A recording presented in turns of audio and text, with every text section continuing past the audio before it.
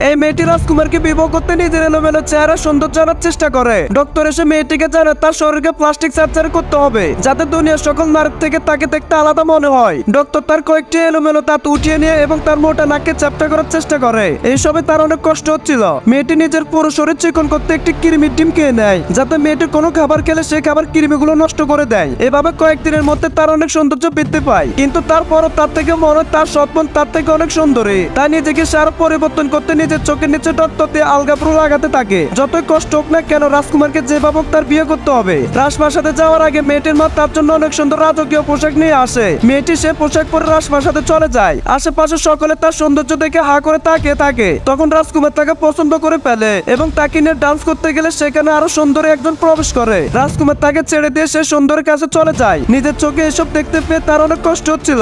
Dance শেষ হওয়া মাত্র সুন্দরী মেয়েটি দ্রুত রাজপ্রাসাদ ত্যাগ করে। তখন রাজকুমার সে সুন্দরের পায়ে তাকে একটি জুতা কুড়িয়ে পেয়ে সকলকে জানায় এই জুতা যার পায়ের সাথে মিলে যাবে রাজকুমার তাকে বিয়ে করবে। মেয়েটি আবার রাজকুমারকে বিয়ে করতে তার পা জুতার সাথে ফিট করার জন্য নিজের এক পায়ের সকল আঙ্গুল সমানভাবে কেটে ফেলে। তার চিৎকার শুনে মা যখন দেখতে আসে, মা লক্ষ্য করে মেয়েটি তার ভুল পায়ের সকল আঙ্গুল কেটে ফেলেছে।